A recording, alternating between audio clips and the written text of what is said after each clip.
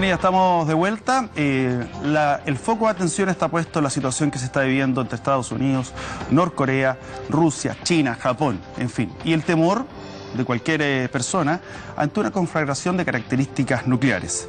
Escuche bien estos datos. Tiene un ingreso per cápita de $1.800, tiene cerca de 25, 26 millones de habitantes y tiene una economía de 40.000 millones, es lo que mueve Corea del Norte, o sea, el equivalente a Honduras, y es uno de los países más pobres del mundo. Anda por ahí con Haití. General, cuando uno ve este tipo de noticias y vemos que Corea del Norte tiene 1.000 misiles, uno dice, estos podrían destruir varias veces el planeta. Y Estados Unidos tiene por su parte también fuerza nuclear. ¿De qué estamos hablando, aterrizando bien los hechos? ¿Hasta qué podría llegar esto? Sí, la verdad, más de 1.000 misiles es la que tiene Corea del Norte. Pero yo lo quiero aterrizar un poco este tema, porque uno se deja impresionar a veces por las cifras. Cuando se hablan de millones de soldados, de tropas terrestres, de muchos medios aéreos, gran cantidad de misiles. La verdad es que el conflicto armado hoy en día ya pasó de ser un enfrentamiento de fuerzas contra fuerzas a un enfrentamiento tecnológico. Es un concepto que hay que tenerlo claro hoy en día. Eso significa que el conflicto hoy necesita el uso, en gran medida, principalmente, de una importante fuente de inteligencia. La inteligencia hoy en día es importante para poder determinar cuál es el objetivo que se va a batir de la mejor forma posible, ¿no es cierto?, con el mínimo daño colateral. Eso es lo que vemos, por ejemplo, en Afganistán. Y posteriormente hay un tercer factor que es sumamente importante, que es el uso del armamento hoy en día, más que el uso del armamento en forma masiva, porque hoy en día ya no es aceptable por el derecho internacional del conflicto armado. Incluso fuerzas regulares enfrentando a fuerzas irregulares como el terrorismo, no es aceptable que para batir un blanco se estén lanzando toneladas de bombas o una gran cantidad de armamento. Hoy lo que se busca es la utilización de la más alta tecnología para poder ocupar, idealmente con una bomba, batir en forma quirúrgica un solo objetivo. ¿Cómo podría describir el armamento que tiene Corea del Norte? Porque cuando trata o intenta hablar de tú a tú con Estados Unidos, pero si usted nos dice tecnología, me imagino que Estados Unidos tiene una tecnología mejor como para poder defender o atacar. Sí, la verdad es que, por ejemplo, hemos visto en algunos medios noticiosos la diversa cantidad de misiles que tiene y las pruebas que ha hecho Corea del Norte. Pero sin embargo hay que irse un poquito a los orígenes. Todo lo que es la misilística de Corea del Norte viene del misil Scud.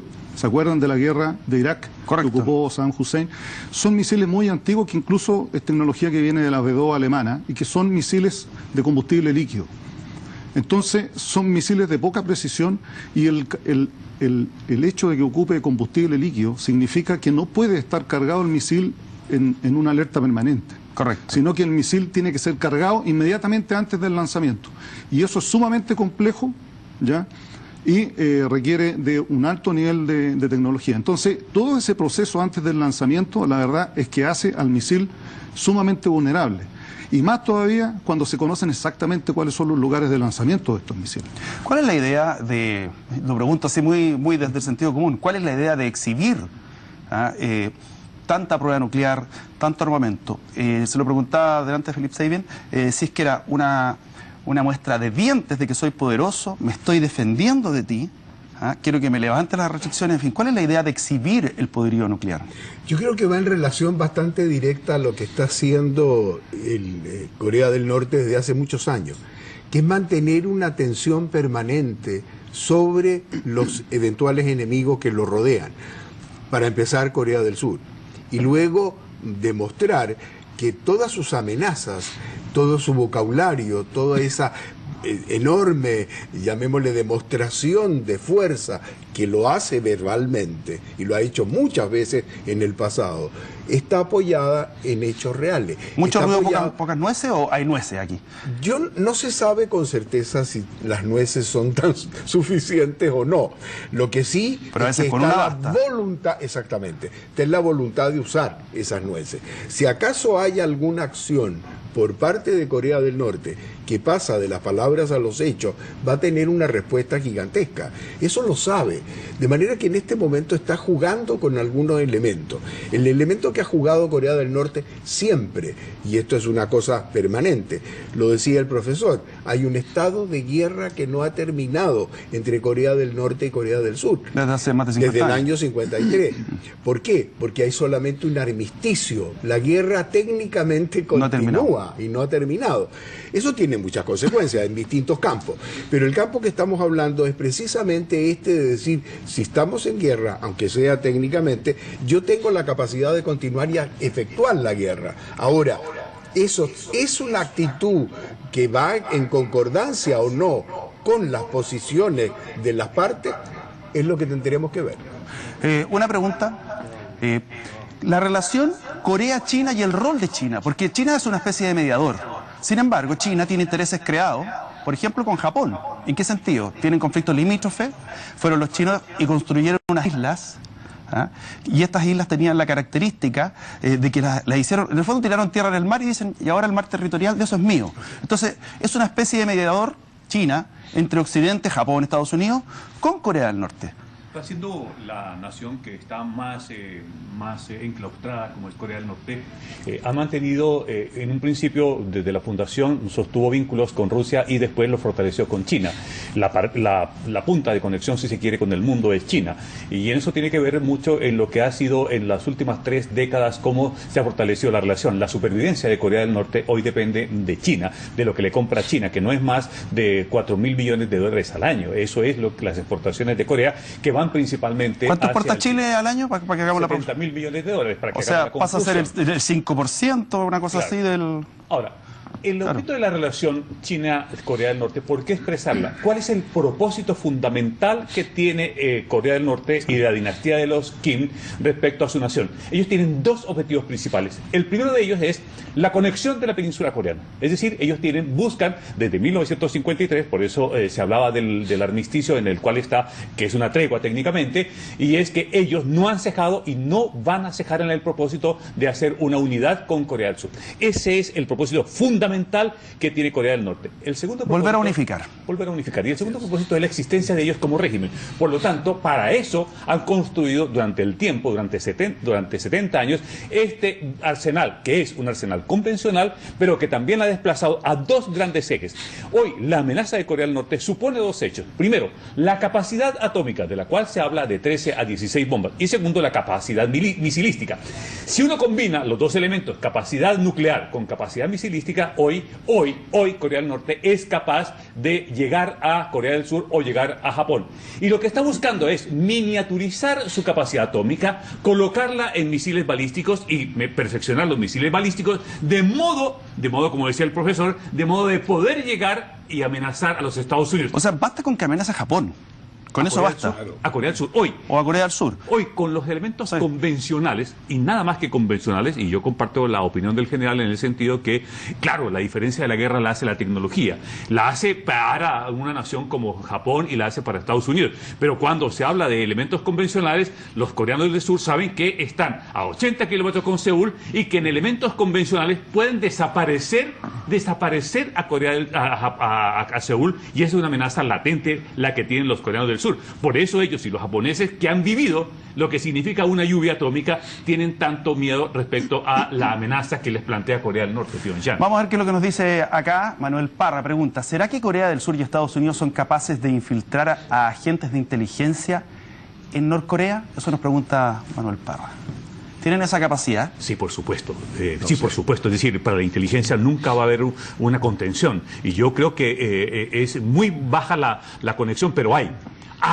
Ahora, el precio que paga un agente aquí no es que lo van a canjear hacia adelante. Es decir, alguien que esté infiltrado en Norcorea y lo identifiquen, lo ejecutan, no hay duda de eso. Pero usted no estaba de acuerdo. No estoy tanto de acuerdo por lo siguiente. Es un régimen especialmente cerrado el de Corea del Norte. Pero no olvidemos un detalle. Hay una infinidad de coreanos del sur que todos los días atraviesan la frontera, trabajan en Corea del Norte y regresan. Es muy especial, tienen una zona, hay una zona neutral donde están las manufacturas. Pero sin embargo, de ahí a poder infiltrar lugares que están especialmente protegidos, yo creo que lo intentan, estoy de acuerdo con Libardo de todas maneras.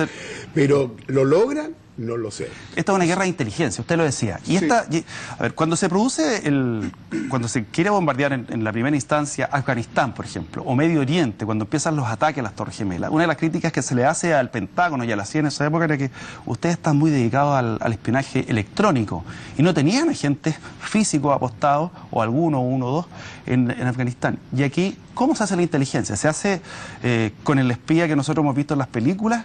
¿Se hace solamente espionaje electrónico, satelital o todo lo anteriores? Ese es un buen punto y yo coincido acá con Leonardo. La verdad es que la inteligencia hoy día no es solamente física, no es solamente infiltrar a una persona. Hoy en día, a través del cyber, se puede conseguir y se puede interferir cualquier sistema. Un sistema de misiles, por ejemplo, que tiene todo un sistema que funciona en red con respecto de todos los sistemas accesorios que hacen que un sistema de misil funcione. Hoy en día se puede interferir a través de ataques cyber, se puede interferir el funcionamiento del misil y hacer que este explote en el lanzamiento o bien que caiga en otro lugar y que no se active. Entonces la verdad es que hoy día la inteligencia está en todos los ámbitos y no solamente en infiltrar a una persona o hablar de un espía.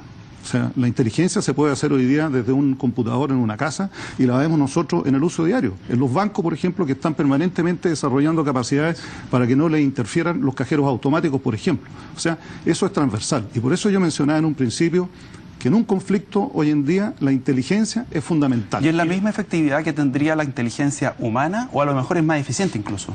Depende de lo que se quiera conseguir. Ya. Obviamente la inteligencia humana para algunas cosas va a ser mucho más preciso, va a ser más objetiva, va a permitir hacer un análisis en el momento que un sistema electrónico, pero depende de lo que se quiera conseguir.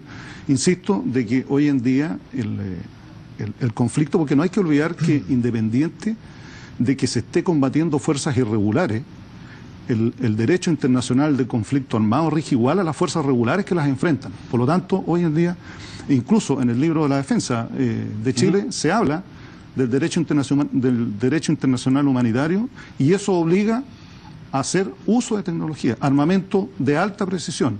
Y para poder utilizar armamento de alta precisión se requiere mucha información de inteligencia. Quiero completar lo de la inteligencia. Corea hizo desarrolló un sistema muy perverso que fue raptar familias. A mí me tocó que me recibiera el embajador de Japón en Pyongyang, que había estado 5 años asignado allí. Y con él me contaba que una de las grandes cosas que logró Koizumi fue haber pedido canjear con el régimen de Pyongyang, precisamente japoneses que fueron tomados. Familias completas que fueron en submarinos, los raptaron y se los llevaron para Corea del Norte. ¿Para qué propósito? Querían conocer cómo funcionaban esto, cómo se hablaba, cómo se pensaba, y eso mismo lo hacen con Corea del modo Norte. de vida. El modo de vida. Y eso funcionó. De hecho, todavía hay de estos abducidos que se llaman allá, todavía tiene Corea del Norte aproximadamente 100 personas de origen japonés. Devolvieron 50 a 70 por una gestión que hizo el primer ministro entonces, Koizumi. Vamos a ver qué nos dice Claudia Negri. Pregunta, ¿cómo afectará el conflicto de Corea al rol de Estados Unidos en el conflicto del mar de China Meridional? Que eso es lo que yo les preguntaba. Vamos a la respuesta después de esta pausa y seguimos conversando acerca de esta noticia, de estos hechos que nos tienen a todos permanentemente preocupados.